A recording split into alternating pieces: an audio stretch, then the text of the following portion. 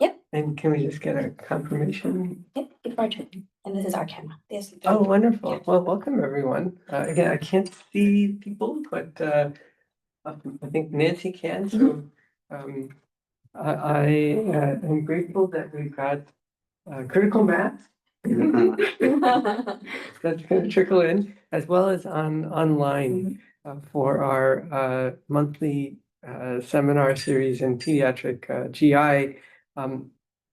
It's my pleasure to really make this particular meeting into a updates on AI tools from the Stanford University Medical Library, the Lane Library. And it's my pleasure to introduce Daniel Eller, who's the research communication librarian at the Lane Library. Daniel has nearly 20 years of experience in supporting research, fostering scholarly excellence, has been a vital resource in the academic community. His expertise spans a range of areas, including information seeking behavior research. We are information seeking today. Yes. So you can study us. The integration of AI tools into medical education and clinical research and information literacy. You've contributed through publications, presentations, open science research impact, and you've also spoken about the ethical use of AI in academia. And when we reached out to Daniel in the Lane Library, we had a very specific request. And again, just to put it out there, because this is really a conversation, I asked Andrew to restrict his examples to only about 2 or 3, to keep his opening to no more than 30 minutes. It may actually be slightly shorter. I asked him to pare down the slides quite a bit, because the purpose was to really engage in a conversation. And I asked Daniel, and no pressure on any of this, but just so the audience understands sort of the purpose of today's meeting, or at least the goals of today's meeting, is to provide pro tips. And some of us have taken this AI course in grant writing that was offered through Stanford Continuing Education. It was all about pro tips on using prompts in some of the various AI tools, especially for the Stanford AI Playground and Secure GPT, 2 independent and powerful websites that are available to Stanford University users. And for those who are on the hospital side, there are similar tools that are available. Number 2 is more on a very popular tool that physicians, nurse practitioners, I think anyone with an NPI number has access to, called Open Evidence, how we might be able to leverage it more. And this is really on the tails of a meeting that Chris Stave had with us a few months ago. And the third was a common question that comes up, which is about the ethics of AI, the do's and don'ts. And in preparation for this meeting, I had a chance to talk to several people.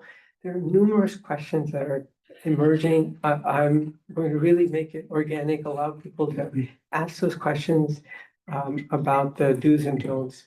And with that, I want to say, let's give you, Daniel, the chance to tell about your presentation, and we'll open it up to Q&A. And please, if you're online, accumulate your questions. You can put them on the chat, which we'll entertain afterwards, or you can just, raise your hand, or if it's a small enough group, just call out. And with that, we extend you a warm welcome. Thank you. Yeah, this is so fun to be here with such a small group. And obviously, AI in research is exploding. And, there was a time when it was just thought of, well, how to use AI in research? Well, AI isn't one thing. It's across the spectrum, whether we're talking about large language models like chat and what they do and their limitations, or how, other data that we might be training specific AI programs, whether that's diagnostic, whether it's to use for statistical purposes or analysis. So AI is broad. And I often compare it to Like, when you're using social media, you've already learned that I might use Facebook for one thing, Instagram for another thing, because they might all meet different niches and different needs. And so the best way to get to understand what works for you is to actually work with it. Yeah. Because of its lack of often transparency outside of the secure GPT, it's going to produce varying results depending upon how you prompt, what your intentions are, what your goal is. So there's really no way to understand it without using it. That being said, I'm going to try to cover some of those bases here, but often you're going to hit actual questions in the real world. And I encourage you that if you hit like a stopping point with those, you're not sure what to do, especially when it comes to publication. Contact me directly and I'll work with you, your lab, your research group, and we'll make sure that you're compliant because it can really vary. And I might have to bring in like people like Rochelle Lundy, who's our copyright lawyer, that often comes into case because it's not just, oh, I'm using chat, and how do I use it ethically? Because we also have to think about the training data that it's used on. Mhm.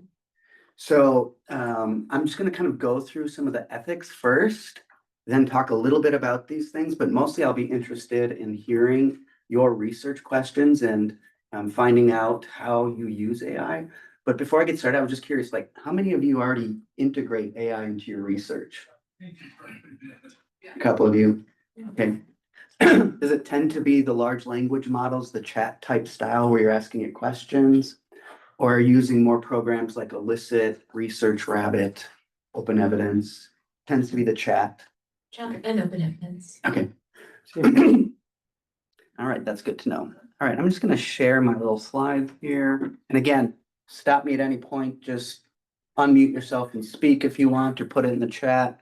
We're all good. I Yes. thought you asked not to interrupt until after you're done. We can do it either way. Okay. Yeah.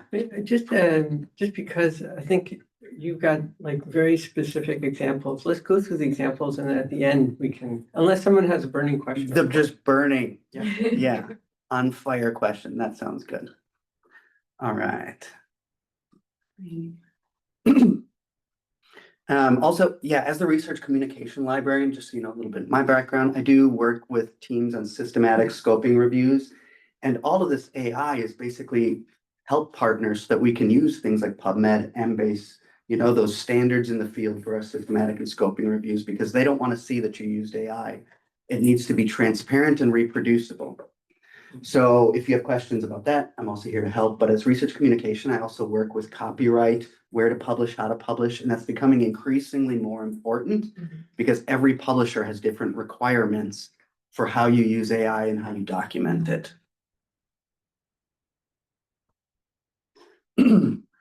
Just a quick plug for research at Lane. We also provide help with all the data management, data publishing, that's me, data curation, preservation, impact metrics, all of that kind of stuff. So, And you'll be sharing these slides. yes, you can have them when I'm done, do whatever you want. So, Great. all right. So obviously, why do we even want to integrate it into medical research? Well, there's a couple of really important things. First, it saves time, and it does help improve precision, and it helps enhance insights. I like to think of AI not as ever as a substitute, but as a dialogue partner.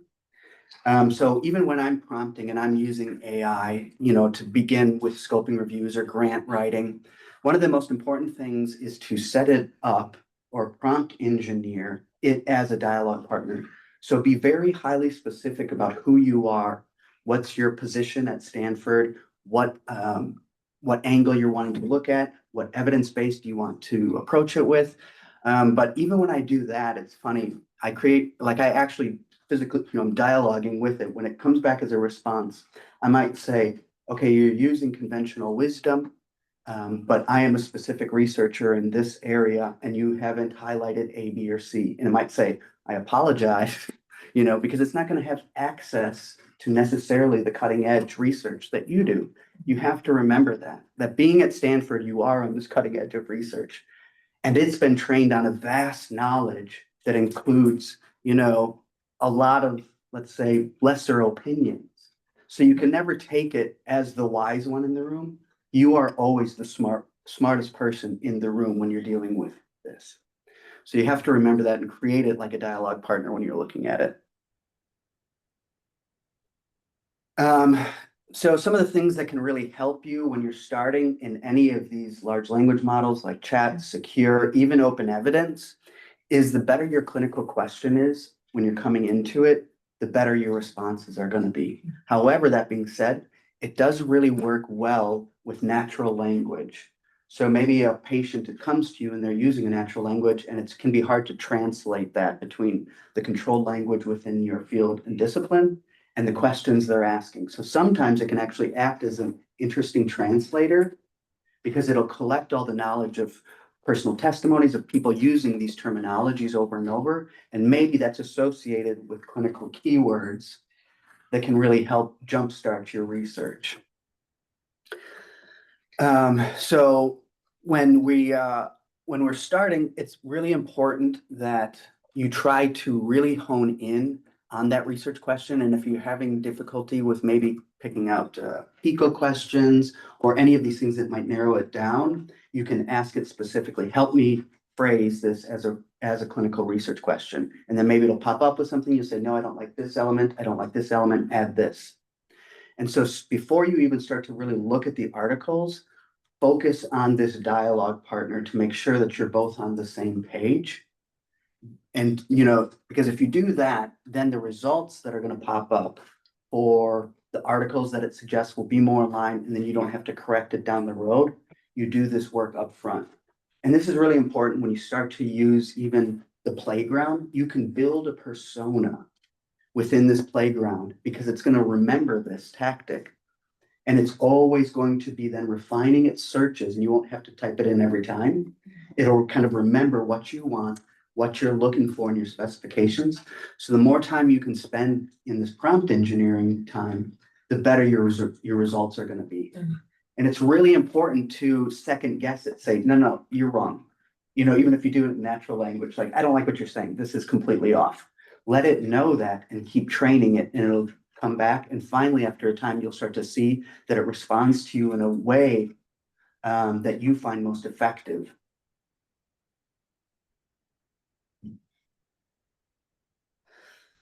So obviously, some of the really important things that we got to consider is that when it comes to ethics and specific things like open evidence or ChatGPT at large or our Stanford Playground, it's all about the training data. What has it been trained on? So think through that. So you've often heard of hallucinations, and you're going to find a lot of hallucinations in general chat GPT. Well, why? Well, that's what it was designed to do. It takes the breadth of human knowledge that we kind of have documents, and it's created an algorithm to create a novel response to your question. So in a way, we as humans, we hallucinate the future. We try to take the best evidence we can, put it together, and kind of go, this is what I think is going to happen. This is what chat does. So ChatGPT has been trained on all this misinformation, but all this good information as well. So it will often come up with articles that don't exist, but they sound exactly right. They might even use authors that put together a title that sounds like it would be right, but it's not, because it's been trained on all of this data. So then we think about open evidence or something like elicit. Why doesn't it hallucinate? Well, it's only been trained on these articles. It's only been trained in a specific subcategory, subworld where it can't hallucinate wrong answers because it's only been fed correct answers. So once you understand more about the training of these different AI programs, the better you'll understand why they do what they do. And so that's really important. That's why things like open evidence are so important, because you're not going to get a hallucination. It's only going to produce articles that actually exist because that's all it's been trained to do. A couple of other things, obviously, you also have to know what information can be pulled or put into any one of these different AI programs. So if you just want to refine an email that's not sensitive, ChatGPT is great for that. You want to write a letter, you want to do all of these things that don't necessarily have any high risk, you know you can use it. Now, it does say that in a lot of the upgrades in ChatGPT, it's not going to be using your information, especially if you have a paid subscription. But people lie. You know what I'm saying? And sometimes in the fine print, they're still using it. So understanding what you can use and put in, especially for HIPAA compliance, IRB compliance. If in doubt, use our safe playground here at Stanford. And I'll get in Safe meaning secure GPT. secure GPT, yes, yeah. And the reason it's secure is because we control it and there's transparency. You can talk to the people who built it. And I'm working on several interdisciplinary teams right now who are using AI in novel ways to look at some statistical stuff within immuno-oncology. And we can actually go to the source and ask them how this information is being gathered so that in our publications and our methodology section, we can add it. I see one chat popped up here. Okay. Secure, ask Digi AI. I'm not sure what the Digi AI is. So it's a platform that's offered by the hospital. Okay, then yes, it would be. If they're offering it, it's going to be compliant.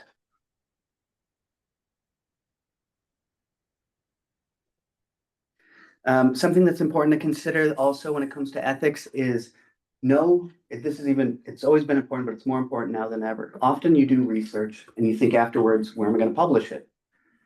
But with these heightened publisher guidelines, it's good to go into it knowing where you want to publish. Pick 3 different journals maybe and look at what their platform suggests for AI, for copyright, and that way you can make all the changes that you need up front, whether it's documenting it within your lab. A lot of labs have now been documenting how they use AI. On this date, we use this level of secure GPT. We transferred to the next level up in this date, and that just keeping those logs of AI use for if you plan on publishing can be very helpful for you as far as transparency and ethics go. And so when you actually run into real world issues with the ethics and publisher, just come to me and we'll work it out and I'll find the solution for it. But you will be able to find these on every publisher's page, exactly what they're looking for. A lot of you probably went to that AI and grant writing course, but I just want to cover some of the basics with the new NIH policy. Effective September 25th, prohibits applicants from using AI, so don't cut and paste, don't do it at all, because what's happening is NIH is getting flooded with false grants from AI mills. And so basically they're checking everything for AI and yours might get flagged from the onset and just canceled out. So never copy paste, always put it into your words and use it as suggestions. They're using very advanced AI detection tools. And part of this is that they now they're going to be limiting it to 6 grants per PI because they're just getting flooded. If you have questions and you're just interested in looking at the ethics in publishing and grants, go to the COPE, Committee on Publication Ethics, and they're kind of at the forefront of AI publications, especially if you're using AI in novel ways within your research. So they can be your one-stop shop for publication purposes, or you can just come straight to me. So we have some cool things at Stanford that if for your grant or for your actual publication, if you want to double check that, oops, did I forget to put this into my own words, this little paragraph, even if it's, just kind of filler paragraph, did I use AI? Run it through Proofig, which does it's going to look at all of your images and check them for any AI use, or they're going to also check for plagiarism to make sure that it isn't a copyrighted image, so it can just save you. And then we also have something called Authenticate, which will look at your text base and it'll try to identify any plagiarism, copyright, or AI detection. And if you need help writing, understanding the results, I can work with you on that. At Stanford, there's a bunch of really helpful stuff that's always being updated as AI changes. The Stanford Responsible AI, and then our Office of Scholarly Communication, and then the teaching commons. So there's lots of support here that you can quickly go to. All right, so getting started. Obviously, one of the best things about AI is the initial brainstorming. And I often use this when like I've hit my wall, like I've been doing something like working 12 hours today, but I know I got to get a little bit done, do that beginning work on this paper that needs to get published. Yeah, are you sharing something? Yes. I'm on the Zoom. And can we just get a check? Is anybody else seeing a slide that's being shared? I am. We can see it. Okay, sorry, then it's just me. Okay, cool. It's like, I've not been sharing this whole time. I think it's probably with you. Okay.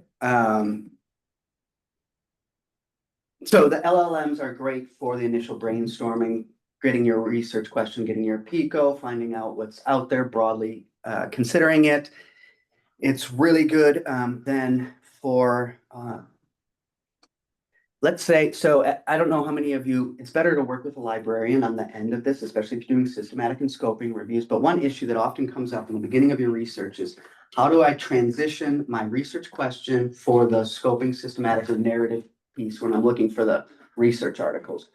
How do I get it into this complex text string in PubMed using mesh subject headings, title abstract, the M tree that can be really, really complicated. Well, one of the great things that you can use for this is it's pretty good at building your initial structure. So maybe I'll put in something like demographic bias and AI assistant evaluation of FDA medical device application. So I'll put in my research question and say, okay, I need help with key concepts. I need technical keywords. So I need this translated into the controlled vocabulary that is used by the medical librarians to develop M-tree and PubMed mesh headings, and create the text string for me for the advanced search. And it will build a rough text string using mesh subject headings, title abstract, which can be very helpful. However, it's obviously limited because if you don't know what those mesh headings are also capturing, you might capture way more than you need. This is why it's best to work with a librarian. But what's great about this is it can give you that initial start so that you can start to find articles in this area. You can start to identify gaps. And then when you work with us, we can really streamline the whole process. So that's one way that I use it quite a bit, is to just help with those initial search strings, or even saying, what databases do I need to search to cover myself? And it's going to offer the best databases to look in, the best journals. So that's like one super practical way that I use these LLMs. So Stanford Healthcare Secure GPT is still in the beta version, which is great because as you use it, you're helping them learn what you need to do. And you can contact the developers and say, I'm running into this problem.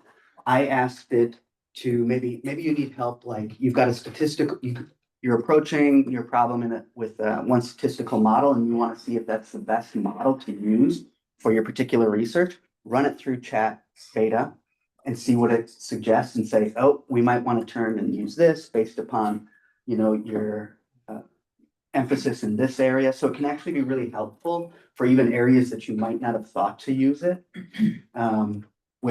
So I'll often even run some of my qualitative and quantitative through this. I've even run through the secure, just for instance, all my quantitative in a document, and then all my interviews with patients in another, and said, show me how these interviews interact with my quantitative findings. And it'll kind of pull out little key examples of, it seems like there was every patient or every person that you interviewed pulled out this, and the quantitative data also validates this. Or, you want to find those keywords. All right, perfect. Those key interactions. So try to use it in novel ways and just see what the results and see if they work for you and if you like them. So obviously for literature searching and analysis, feel free to upload even articles into it or a set of articles and go compare all the methodologies within these articles and give me a quick synopsis. Give me the population used, try to find gaps. So try to challenge it, put all this in here, and then you create what you're doing essentially there, remember, is you're creating the training data. Suddenly it's only using those articles that you specifically handpicked. Then maybe put in also what you've written so far for your article and say, how does mine compare or contrast? And it will very quickly start spitting out information for you that you might find really helpful. Like, where is a gap in my research that they all address? So just try to challenge it in that way. And it can save you a lot of work when you're comparing and contrasting articles.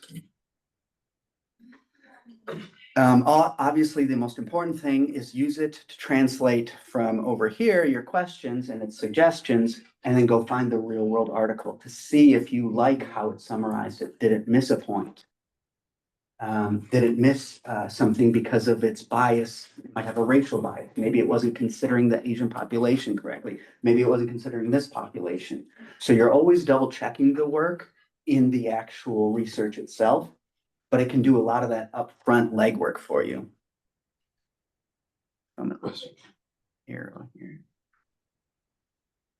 The best for quick analysis is open evidence. Because it's going to give you that quick synopsis with references. So that's usually my first stop, is see what open evidence produces, find those articles, and then start to compare that. And often I'll have two different AI programs open. Maybe you got the secure GPT open at Stanford and you've got open evidence.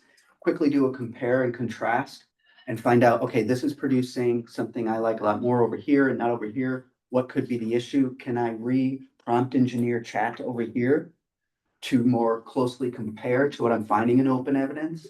Find out what works for you within whatever research framework you're working in. Maybe you're finishing your methodology. Maybe you're doing your literature review. So use it in different ways and try to challenge it and then find out what really works for you. You can even use open evidence for the literature search. This is why I often have two. Find what your favorite is and then just stick with that. But remember that they're always being upgraded. So maybe you didn't like the last version of chat and the next one, they're solving the problems that you had with it. So you kind of got to keep up to date with it. Or if you have a TA who can, let them do it. So there's a lot of different ways. So the playground versus the beta, they both kind of work in different ways. The playground allows you to create an AI world by uploading documents into it. Right now, like I said, we're working on some novel solutions to the two-step problem in oncology using some statistic. So it's really fun to work with. And one of the guys I know really well, Joshua, who works behind the scenes, you can actually work with their team on publications to go. The publisher is going to require greater transparency in how and why it produced this result. Can we get that? So there's a lot of advantages to sticking with Stanford. Obviously, it can be used for all kinds of great things like synthesis, notes, and if you want to quickly take a bunch of like clinical guidelines, put them together and see where you differ, where you compare. Sorry, let me go back one here. Authenticate is that program that I talked about earlier that looks at texts for detecting AI. Just cover yourself, run everything through this. That way you'll never get caught with plagiarism, copyright issues, or copy paste AI problems.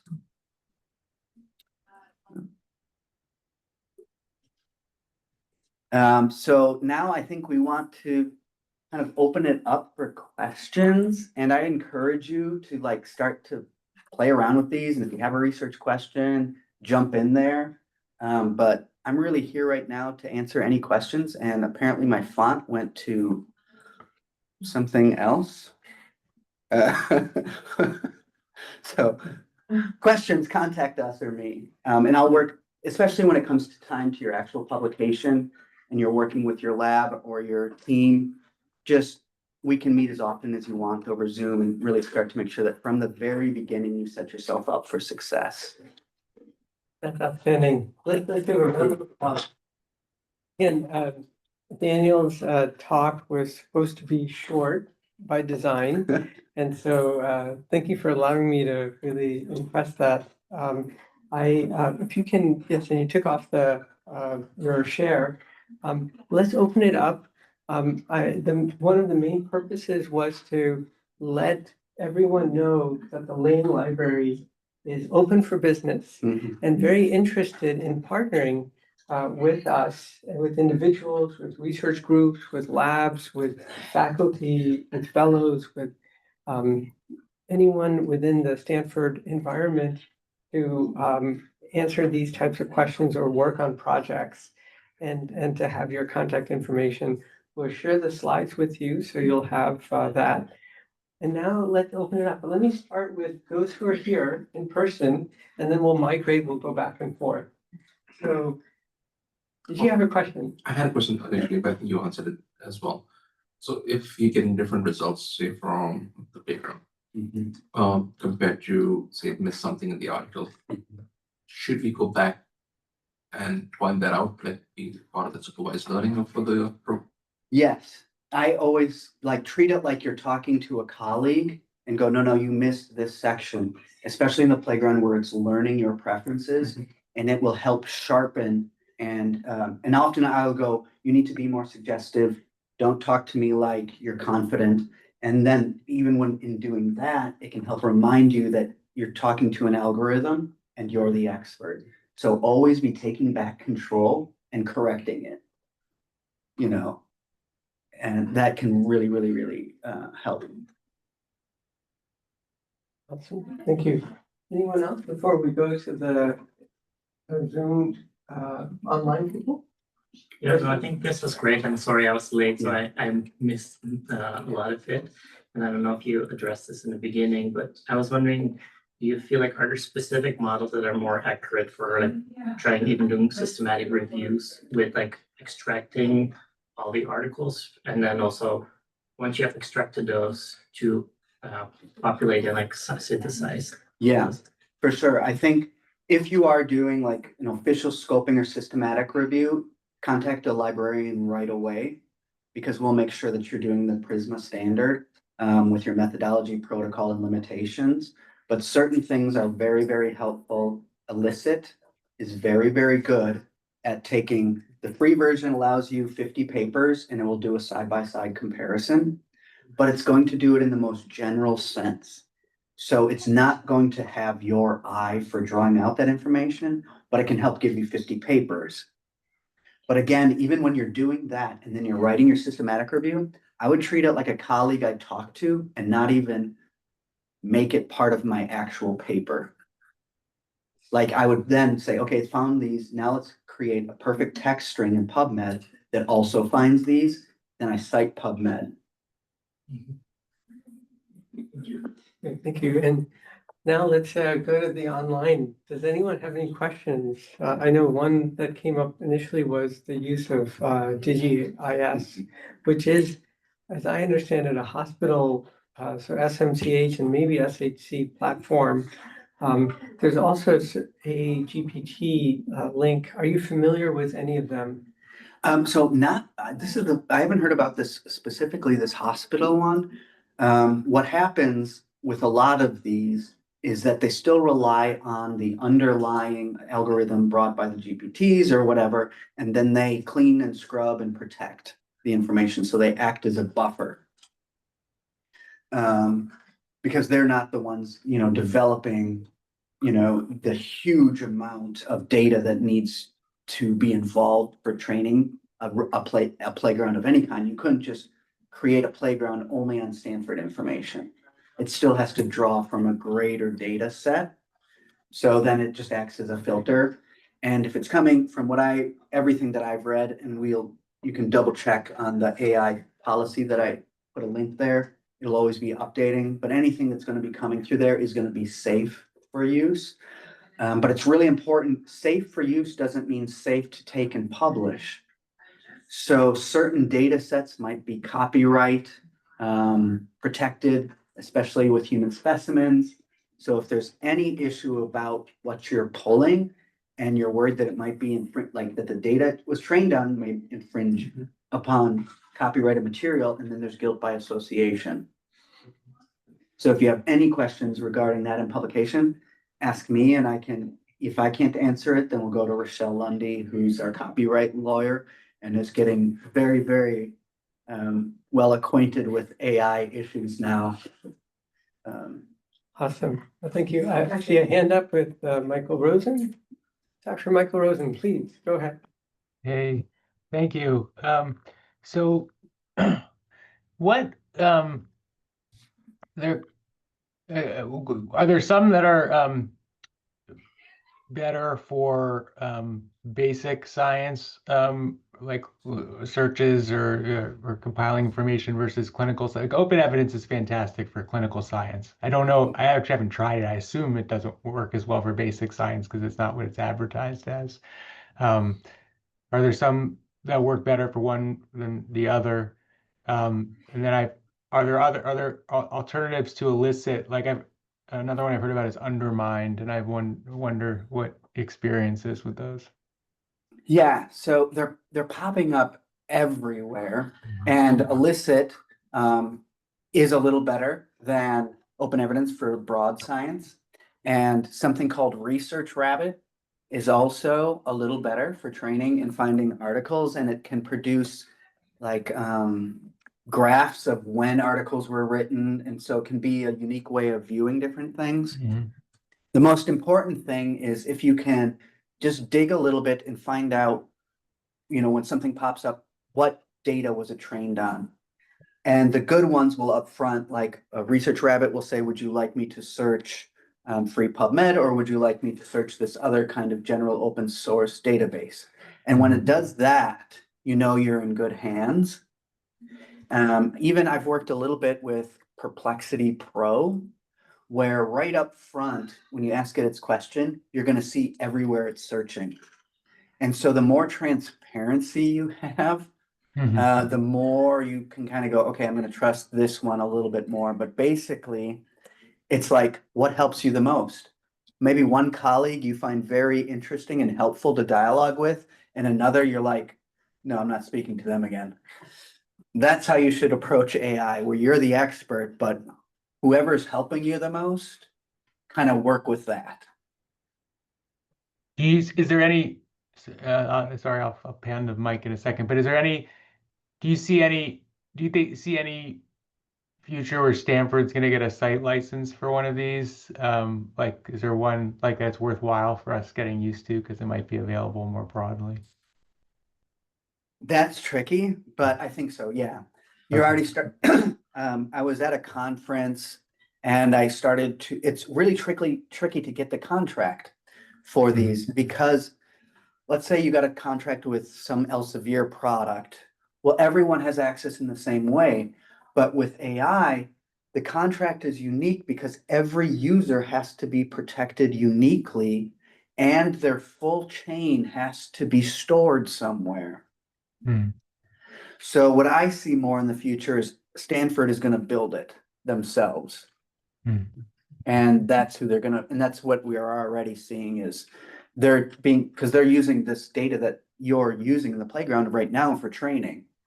And so that's going to be the future, is you're going to see universities having their own domain. Great question. Anyone else online before we go back to the in-person? I had a question about this might not be the right word, but almost like creating your avatar.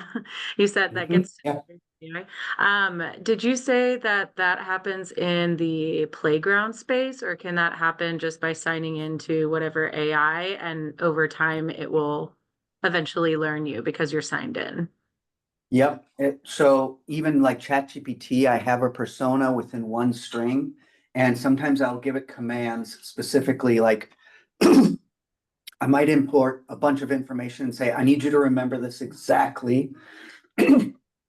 And then I can refer back to that string, so even in like a personal journal, and I'll be like, compare those 5 things I wanted you to remember over this past year and create a graph of how my mood was during them. And it will do that. And I can ask it to chart out so it can remember as long as within that specific text string that you name, it's like your own portfolio. And avatar that you build within it, and you can build another one in a different one. But it's just important to always go back into that and keep it consistent. And you can ask it crazy stuff, like how many times did I use this word? How often was this? Can you then evaluate what you think I was, like, how was I feeling on that day? Like when it comes to work, like stressors being up and down even, it'll just model it and go, it seems that when this event happens over time, you're feeling more like this. So you can do that in a broad different ways. And so always be challenging it with questions. You're like, can you do this? And it'll tell you. But can I just clarify that Yeah. question? Is it, so when you talk about a text string, I'm opened up to ChatGPT 5, for example. Yeah. Is this, do you mean the new chat is the chat string? Yeah. Or any of these down here that you've started. Okay, is it So chat string? it's really important to just open up new ones for new dialogues unless they're in the same spirit as what you've created in that space. But as soon as you hit new chat, you lose that string. It's no longer recording it within a stream of strings. You can train, so if you hit new chat, you can train it in a new way that you might want. Like, I want you to be more spiritually based versus evidence based. I want it to be more in this way than in this way. Thank you. I have a question. Please. Hi, Yeah. Eric. Hi, this is Eric Sibley. Enjoyed your presentation, very helpful and informative. Definitely the slides will be something to hang on to. I've only used ChatGTP thus far, and I've really used it for, I guess, what would be considered small projects, because once I use it so much, right, it asked for some financial, whatever, payment. And so I've never really needed to use that because by that time I usually have most of my stuff and then I'm just playing around with it. So the question is, one, I need to look to see how much it is, but how does that compare to the other programs? Are they all making money that way, and if not, how do they make money? Or are they all designed to make money? Maybe not. Yeah, that's a great question. So I do pay for that $20 because I give a lot of presentations and it can create full PowerPoints based upon a research question, So it's like in PowerPoint that I can download Yeah, it's $20 for a quite month. quite amount. Yeah. What And amount? sorry, What- yeah, I use it constantly for such a broad range of things. But back to your question of how do they make money? Well, data is money. That's what that's what Zuckerberg understood from the very beginning. So watch what you're signing and how they're using your data. Because that's how, like, there's endless money that can be made in marketing. So that's why you got to be very careful about, it's all about the data and the training. So are there others? So do they all charge? Or are there others that are not? So the Stanford doesn't charge and it's great. So I highly recommend starting to use that one and playing around with it. It kind of really depends upon what you rely on it for and then deciding, is it worth it to you? So Perplexity Pro is amazing. And ChatGPT, the paid version, is pretty outstanding because they have a lot of these what are called plugins with the paid version, like Scholar AI, that do different things that they're basically these little pocket universes that are trained on highly specific data to do very specific things. So you can even ask Chat, what is it you want to use it for? What would be most helpful, time saving, and have it suggest back to you what's currently out there and available. Ah, okay. And the $20 is for what? What do you get with $20? Is it time, data? That's my question. Because I didn't even look. Once it said, to continue, you need to pay. I pretty much had always gotten enough information for what I needed, and I stopped. So if I I had, might, if I had, I might suggest Yeah, Eric, may I make a suggestion? I'd be happy to talk to you offline about it because it's a little more of a nuanced question about what you get with each commercial product. And so But we can talk about it I offline. mean, it's kind of a simple question though. I mean, I just, next time I. You get, Look, with that $20, it's Yeah. like endless. I haven't hit a wall with it. Yeah, and I mean, For technically that there is a day- wall for with the that 20, you day can go with the forever. higher versions as well. Right. Again, we're not here to promote one product over the other. Just want to be clear for our CME. They're not paying me. No one is paying me. As well. Chad is not paying me. Okay, But- and Dollars is for that day, lifetime, that's what I mean, sort of how long, what is it's $20 per month. per month, uh, that's the Per question. month. Okay. Per Yeah, it month, was a yeah. simple question. Okay, yes, that's the question. So Okay, good questions. yeah. Okay, let's hear from Ann Ming and then we'll do some rapid fire questions or answers. Ann Ming, please. Thanks so much for this presentation. I've got 3 quick questions. One is, I heard that given the massive environmental impact of using AI, using a lot of electricity and water and things like that to the power of the servers, to not say please and thank you. I feel like I'm an overall very polite person, and in the past I've been like, please tell me, blah, blah, blah. So number 1, is that true? And then number 2, with the security data stuff, like if you have proprietary information that you don't want to get out into the world yet until you have a copyright or a patent or something, would you recommend to not upload it up onto AI to like spell check or something because it may steal it? And actually, just those 2 questions. Thank you. So the first question depends upon how much sci-fi you read, but if AI ever comes alive, I'm glad it knows that we say please and thank you and we're appreciative of it. It does help keep us more human, but yes, it uses a huge amount of data just to say please and thank you. 2, don't upload anything that's proprietary, don't have it spell check it, don't do any of it, but only do in secured GPT on campus. Don't do anything into chat. Even the AI playground. So you know how there's. 2 Yes, things. yes. So So- use the secure. Okay, so if there's something that's proprietary or patient related or a administrative, confidential document, use GPT secure, but not the Stanford AI playground. So even the playground, because it's through Stanford, it's going to be safe. They have safeguarded everything. So you're going to be okay. They just kind of function a little differently. Playground allows more options. So the only way to really know what you prefer is play around with them. But the secure clinical one is still in beta testing. So use that one to help train the data. Thank you. Great They're question. both secure, they just function differently.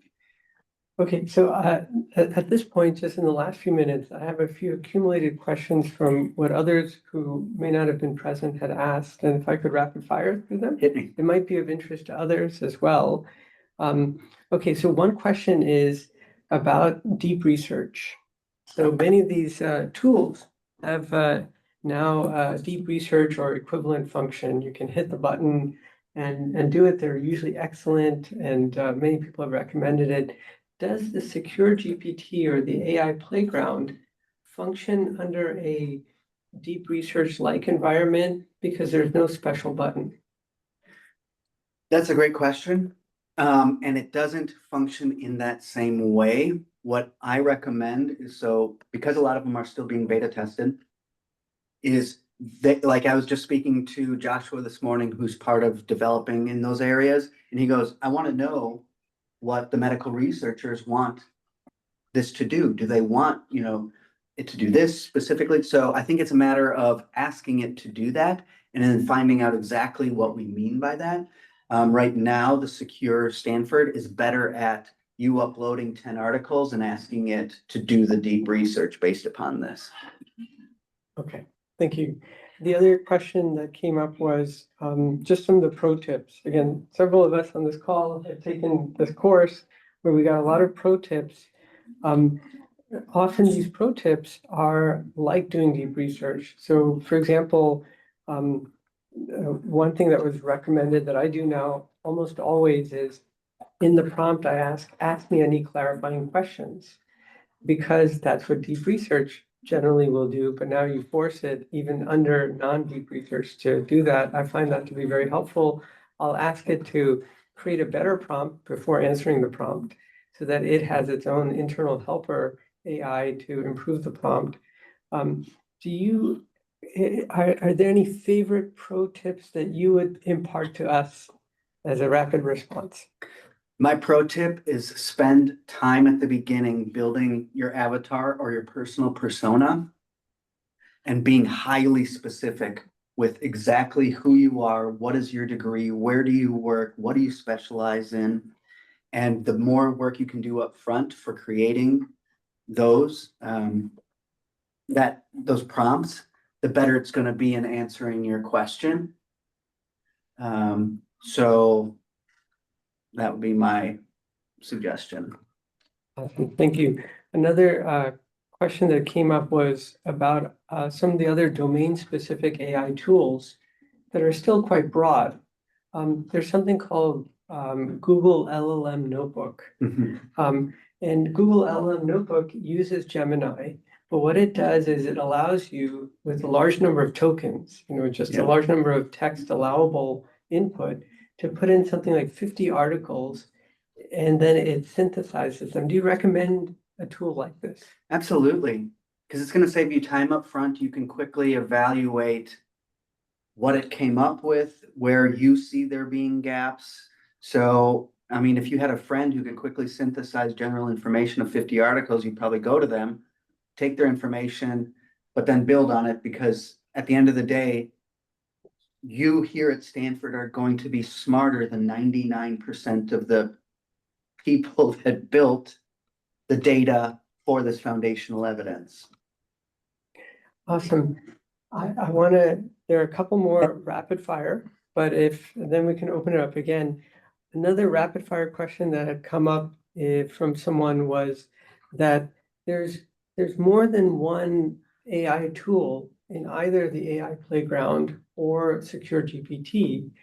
For example, there's cloud, and then the various types of cloud, the Azure AI, which is GPT, and the various types. And as I understand it, each of them, as you also mentioned, each of them has different abilities or different functions. I've tried out many of them, and I find that, and maybe as a plug, I find that having a playground is kind of fun, because I can try out like 5 of them and see which one gave me the best result. Do you have any specific pro tips about like big, broad areas? GPT good for this on the playground, and cloud better for this? So I don't have any tips on that broad, but I will say this. The cool thing about working at Stanford is everyone loves what they do, and the people who are building this playground want to talk about it. So email them directly and go, this is what I'm working on. What is going to be best for this and why? And that's what I've done with a lot of these publication and teams I'm on. And so that is what's very helpful, because when it gets down to the nuances and practicalities of your particular research and what you're looking for it to do, it often isn't covered in broad sweeps. You want to know specifically. And so reach out. That's the cool thing about having this on campus, and find out what is going to be best for you and why you want to use it. And maybe it doesn't exist right now. Maybe they're going to go, that's a cool idea. Let's integrate that and expand what the playground can do. Awesome. Last question. Sorry, just last question, and then Eric will open it up one more time. Is Python and R are really popular programming languages that have the ability to call in or import AI features, and there are many platforms that utilize them. I understand, and maybe this is sort of a rhetorical question, but this question had come up from someone, which is that the library supports individuals who would like to learn more about these tools, and there's a point person who can help you specifically with R or Python. Yep. Can you just briefly put in a plug for that? Yeah, sure. Nikhil Malin, he's a geneticist here at Stanford, and he teaches all of our R and Python and data. And AI is getting remarkably good at Python coding and working in R. And then there's some new, even free versions, mathematical databases that are translating into R and Python remarkably well. But again, you're going to find that it's like that. Remember when I put in that prompt for the mesh headings? It's going to give you a great framework so that you're not spending 15 hours coding the simple stuff, but you're going to have to double check it and make sure that the language is absolutely correct. But you can save so much time when it's built the skeleton for you. Thank you. And with that, let's open it up again for the last few minutes. And so, Eric, did you have a comment or question? I do. I don't want to, if someone else does. If not, my question is double-sided, I guess, twofold. On one side is the question of, how confident can I be, say if I'm writing a paper, in the introduction section, I want to use the resources on AI to assist with that. And how confident could I be if I asked sort of AI to form the bulk of that introduction, even that it's not plagiarism? And then the flip side is how I'm Sam. I'm a professor. I'm supervising the directed reading of a medical student, and they're asked to summarize 2 papers that they read on a particular topic in 500 words, I believe it is. How confident can I be on that side that what they provided me isn't plagiarism? So Great question. First of all, I've read so much AI that if you copy and paste it, I will tell you just from me reading it if it's AI written or not. But basically, even when I'm teaching undergrads, it's a simple rule that even existed before AI. If you're copying and pasting, you're plagiarizing. If you're taking more than you give, you're probably plagiarizing. And does So- AI copy? I mean, how do you detect it if I'm not you? And then the other question is like, is there a program that will detect that? And then also, how confident am I that AI isn't sending to me something that's been generated by copying and pasting? Yep, so as a professor, you'll have access to something called Authenticate or its counterpart. You can run all papers through it and it will detect AI for you. Now, of course, it's always suggestive because often my writing looks like AI because it's very technical. If English is a second language, it's going to look like AI. So it's always going to be something to just be a dialogue. There is no secure way to detect always AI because people who want to just use AI to write are always evolving and becoming sneakier and better at it. So it's just this arms race, one after another. But to protect yourself, like if I'm writing an intro, what I do is I write the intro, then I put it into AI and say, check for grammar, or what do you suggest I do? Rather than putting in a sentence and say, write my intro, and it's spitting out a paragraph, I reverse it. Yeah. That's brilliant. That's brilliant. Thank You know, yeah, and thanks for asking the question, Eric. Some of the themes that emerge as we end is AI should be used to assist, Yeah. not to lead or to do something that you have no expertise on. And so, but things may change. You might have artificial general intelligence in the future. Yeah. But in 2025. Yeah. So with that, thanks everyone for being on, and thank you, Daniel, for all your help. Yeah, thank you. And email me if you have specific questions. Seriously, I'll meet over Zoom with you and a team. I'm available. Awesome. Thank you. Again. Yeah, thanks. Thank you. You had quite a lot of, yeah. Thank you. Thanks, gang. You had a lot of very nice comments. I think So thank you so much, such rich information.